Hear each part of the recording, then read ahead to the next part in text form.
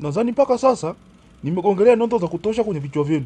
Si mnanielewa? Tunakuelewa. Yani sitegemei sasa hivi kuona wanaume mliopo humu ndani mnaenda kuendeshwa tu na vitu vya kijinga, mnakaa mnatumatuma nauli ovyo, mpo tu mnaendeshwa tu, mnajiita watoto wa mjini, lakini wapi tu na nyinyi mnaendeshwa tu kama mavichaa.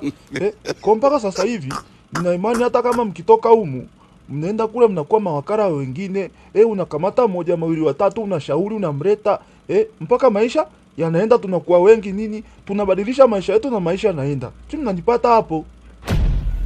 Mwenyekiti samani. Nilikuwa nijue kidogo. Huko unapokaa una mke au una familia? Yani nilikuwa nataka nikujue vizuri mwenyekiti. Maana nakujua tu ni Mchaga, nimesikia vitu vyako, madini yako. Vipi kuhusu upande wako wa maisha wewe? Yesu na Maria, kijana unanirudisha nyuma. Asa mke atoke wapi? Watu wenyewe wanapendera kama mfuko. Unategemea sasa mimi nifanyeje? Yaani nijikamue nibaki mifupa wakati kila mtu ana wazazi wake na kila mtu hajajiza.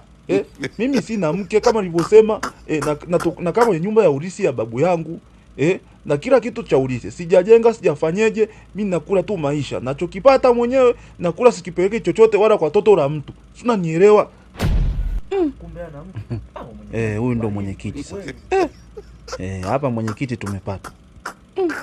Kuona hivi. Yani huyu mwenyekiti na ubahili na mwenyekiti umeendana na Uchaga umumu.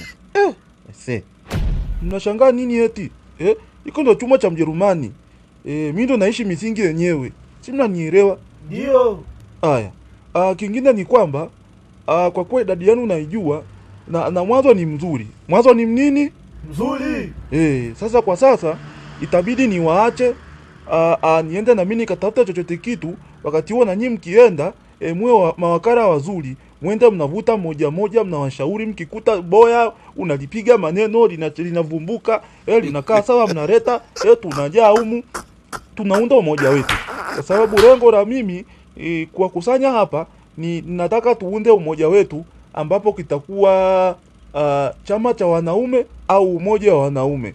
Ndio nilikuwa nafanyia kazi na katibu, nikaona tutaita UWABATA, lakini kwa kuwa hatua ni bado, lakini nataka mkusanye watu na nini, ili mradi pale tukiwa wengi, namba zikisaidia, basi tunaweza kuunda moja kwa moja umoja wetu.